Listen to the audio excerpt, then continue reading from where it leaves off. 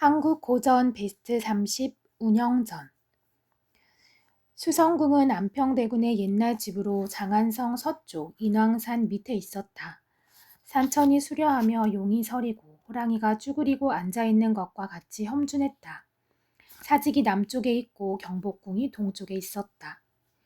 인왕산의 산맥은 굽이쳐 내려오다가 수성궁이 있는 곳에 이르러서는 높은 봉우리를 이루었다. 비록 험준하지는 아니하나 올라가서 내려다보면 거리에 흩어져 있는 점포와 온 장안의 저택이 바둑판과 같고 하늘의 별과 같아서 역력히 헤아릴 수 있었다. 모양은 완연히 배틀의 시로라기가 갈라진 것과 같이 정연했다.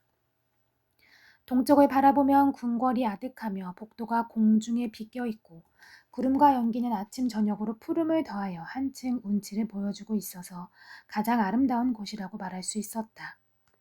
한때 주도들은 몸소 가하와 적동을 동반하고 가서 놀았으며 소인과 묵객들은 3월달 꽃피는 시절과 9월달 단풍이 익어가는 시절에는 그 위에 올라서 놀지 아니하는 날이 없었고 음풍 영월 하면서 즐기느라고 집으로 돌아가는 것조차 잊을 지경이었다. 청파사인 유영은 이동산의 아름다운 경치를 익히 듣고 있었다. 한번 가서 놀고 싶은 생각이 간절했다. 그러나 의상이 남루하고 얼굴빛이 파리하여 유객의 조소를 잘 살 것을 알고 가려다가 주저한 지가 오래되었다. 만력 신충, 춘삼월 기망해야 탁주 한 병을 샀으나 동복도 없고 또한 친구나 아는 사람도 없었다. 몸소 술병을 차고 홀로 국문으로 들어가 보니 구경 온 사람들이 서로 돌아보고 손가락질하면서 웃지 않는 이가 없었다. 유생은 하도 부끄러워 몸둘 바를 몰랐으나 바로 후원으로 들어갔다.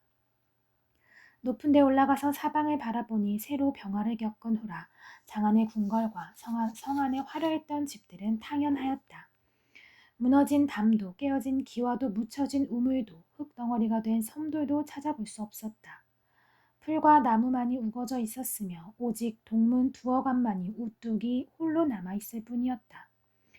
유생은 천석이 있는 그윽하고도 깊숙한 서원으로 들어갔다. 온갖 풀이 우거져서 그림자가 밝은 못에 떨어져 있었고 땅 위에 가득히 떨어져 있는 꽃잎은 사람의 발자취가 이르지 아니하여 미풍이 일정마다 향기가 코를 찔렀다. 유생은 바위 위에 앉아 소 동파가 지은 아상조원 춘반로 만진악화 무인소라는 식구를 읊었다. 문득 차고 있던 술병을 풀어서 다 마시고는 취하여 바위가에 돌을 베개 삼아 누웠다. 잠시 술이 깨어 얼굴을 들어 살펴보니 유객은 다 흩어지고 없었다. 동산에는 달이 떠 있었고 연기는 버들가지를 포근히 감쌌으며 바람은 꽃잎을 어루만지고 있었다. 그때 한 가닥 부드러운 말소리가 바람을 타고 들려왔다. 유영은 이상히 여겨 일어나서 찾아가 보았다. 한 소년이 절세미인과 마주 앉아 있다가 유영이 옴을 보고 흔연히 일어나서 맞이하였다. 유영은 그 소년을 보고 물었다. 수재는 어떠한 사람이건데 낮을 택하지 않고 밤을 택해서 놀고 있느뇨? 소년은 빙긋 웃으며 옛사람이 말한 경계여고란 말은 바로 우리를 두고 한 말이지요 하고 대답했다. 그리하여 이들 세 사람은 같이 앉아서 이야기를 시작했다. 미인이 나지막한 소리로 아이를 부르니 시녀 두 사람이 숲속에서 나왔다. 미인은 그 아이들을 보고 이렇게 말했다.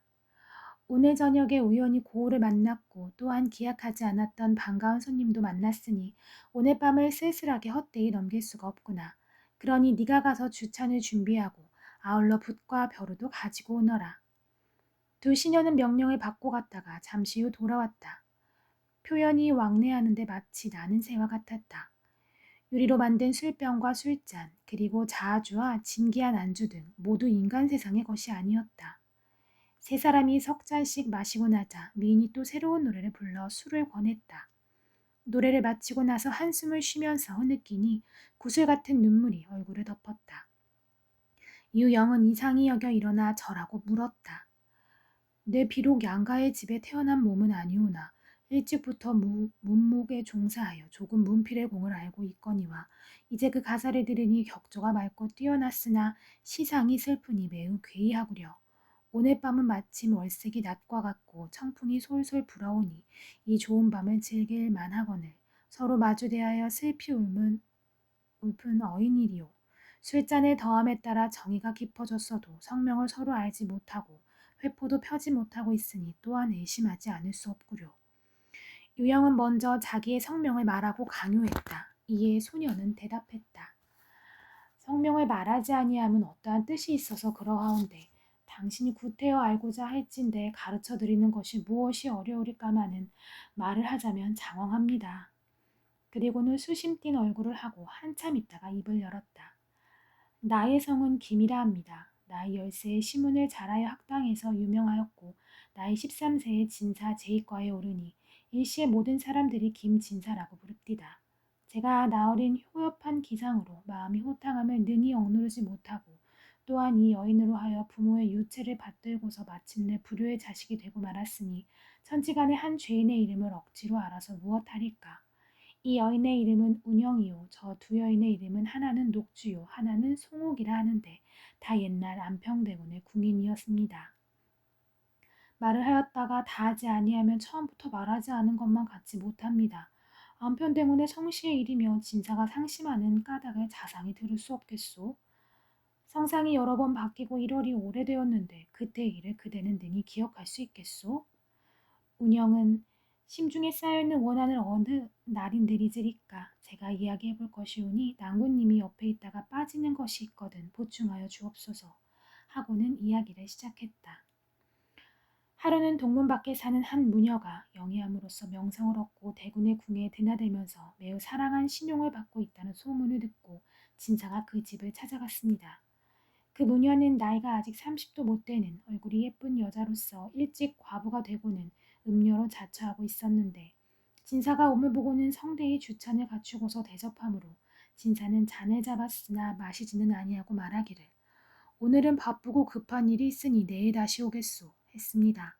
다음날 또 가니 또한 그렇게 하므로 진사는 감히 입을 열지 못하고 또 말하기를 내일 또 오겠소 했답니다. 무녀는 진사의 얼굴이 속된 티를 벗어난 것을 보고 마음속으로 기뻐하였습니다. 그러나 연일 진사가 왔다가 말 한 번 하지 않으므로 나 어린 선비로 반드시 부끄러워 말을 하지 않는 것이니 내가 먼저 정으로서 도두어 붙들어 놓고 밤을 새우면서 같이 자리라 마음먹었습니다. 다음날 목욕하여 짙은 화장을 하고 화려한 꾸밈을 하고 꽃 같은 담요와 옷 같은 자리를 깔아놓고 작은 계집종으로 하여금 문 밖에 앉아서 망을 보게 하였답니다. 진사가 또 와서 그 얼굴과 꾸밈의 화려함과 베풀어 놓은 것의 아름다움을 보고 마음속으로 이상하게 여겼더니 무녀가 오늘 저녁은 어떠한 저녁이건데 이같이 훌륭한 분을 배웁게 되었을까 하였으나 진사는 뜻이 없었기 때문에 그 말에는 대답하지 아니하고 초연히 즐거워하지 않고 있으니 무녀가 또 말하더랍니다. 과부의 집에 젊은 남자가 어찌 왕래하기를 꺼리지 아니하지는지요. 진사가 점이 신통하다던데 어찌 내가 찾아오는 뜻을 알지 못하시오. 하니 무녀는 즉시 영전에 나아가 앉아서 신에게 절을 하고는 방울을 흔들고 점대롱을 어루만지면서 온몸을 추운 듯이 떨며 한참 몸을 움직이다가 입을 열어 말하더랍니다. 당신은 정말로 가련합니다. 불안한 방법으로서 그 뜻을 이루기 어려운 계교를 성취하고자 하니 다만 그 뜻을 이루지 못할 뿐만 아니라 3년이 못 가서 황천의 사람이 되겠습니다. 그래서 진사는 울면서 살해하고는 당신이 비록 말하지 아니해도 나는 다 알고 있소. 하오나 마음속에 맺힌 한 가지 100가지 약으로도 풀 수 없으니 만일 당신으로 말미암아 다행히 편지를 전하게 된다면 죽어도 또한 영광이겠소. 하자 무녀가 비천한 무녀로서 비록 신사로 인해 때로 혹 드나들지만 부르시는 일이 없으면 감히 들어가지 못합니다. 그러니 진사님을 위하여 한번 가보겠습니다. 하더랍니다. 진사는 품속에 서한 봉서를 내어주면서 말씀했답니다. 조심하여 잘못 전하고서 화의 기틀을 만드는 일이 없도록 하여 주오. 무녀가 편지를 가지고 궁문에 들어가니 궁 안의 사람들이 모두 그 옴을 괴히 여기기에 그 무녀는 권사로서 대답하고는 틈을 엿보아 데릴 사람이 없는 곳으로 저를 끌고 가서 편지를 주더이다. 저는 보기를 마치자 소리가 끊기고 기가 막혀서 입으로는 능히 말할 수 없었고 눈물이 닿아자 피가 눈물을 이었습니다. 병풍 뒤에 몸을 숨기고서 오직 사람이 알까봐 두려워했어요. 이러한 후로부터 잠깐 사이도 잊을 수 없었으니 신은 성정에서 나오는 것으로 속일 수 없다는 것을 새삼스레 느꼈습니다. 이에 여러 사람은 다 의의가 없었습니다. 저는 물러나와 서궁으로 돌아가서 흰 나삼에다 가슴속에 가득 찬 슬픔과 원한을 써서 품에 넣고는 자란과 같이 일부러 뒤떨어져 마주보고 동문 밖에 있는 무녀가 가장 영험하다고 하니 내 그 집에 가서 병을 묻고 오겠다 하고 이르니 동복이 그 말대로 하였습니다. 저는 그 집에 가서 좋은 말로 애걸하며 말했어요. 오늘 찾아온 것은 그 김진사를 한번 만나보고 싶은 것뿐이오니 가급적 통지해 주신다면 몸이 닿도록 은혜를 갚겠어요. 무녀가 그 말대로 사람을 보냈더니 진사가 엎어지며 자빠지며 쫓아왔습니다. 둘이 서로 만나서 할 말도 하지 못하고 다만 눈물을 흘릴 뿐이었죠. 제가 편지를 주면서 저녁을 타서 꼭 돌아올 것이니 낭구님은 여기에서 기다려 주옵소서 하고는 바로 말을 타고 갔습니다. 진사는 편지를 뜯었습니다. 하루는 대군이 서공 수원에 앉아 계시다가 철쭉이 만발하였음을 보시고 시녀들의 명하여 오원 절구를 지어 올리라 하시었습니다. 대군이 보시고 칭찬하여 말씀하셨습니다. 너희들이 그리 날로 점점 발전함으로 내 매우 가상히 여기거니와 다만 운영의 시에는 뚜렷이 사람을 생각하는 뜻이 있구나. 전일 부연시에 있어서도 다소 그러한 뜻이 있었으나 이제 또한 이와 같으니 네가 쫓고자 하는 사람이 어떠한 사람이냐. 김생의 상냥문에도 의심할 만한 대목이 있었는데 너는 김생을 생각하고 있지 아니하냐. 이에 저는 즉시 뜰에 내려 머리를 땅에 대고 울면서 고했어요. 대군께 한번 의심을 보이고는 바로 곧 스스로 죽고자 했으나 나이가 아직 30 미만이고 또 부모님을 뵙지 아니하고 죽으면 구천 지하에 죽어서도 유감이 있는 까닭으로 살기를 도적하여 여기까지 이르렀다가 또한 이제 의심을 나타냈사오니 한번 죽기를 어찌해석히 여기리이까. 천주귀신은 밝게 살피소서. 시녀 5사람이 잠시라도 떠나지 아니하였사온데 더러운 이름이 홀로 저에게만 돌아왔사오니 살아도 죽는 것만 같이 못하옵니다. 제가 이제 죽을 발을 얻었사옵니다. 바로 곧 비단 주걱으로 스스로 난간에다 목을 맸더니 자라니 말했습니다.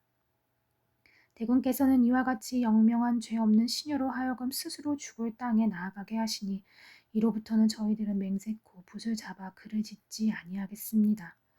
대군이 비록 크게 노하셨으나 마음속으로 정말로 죽이고 싶지는 아니한 고로 자란으로 하여금 구하여서 죽지 못하게 하고는 대군이 흰 비단 5피를 내어서 5사람에게 나누어 주면서 가장 잘 짓는 사람에겐 이로써 상을 주리라 하셨습니다.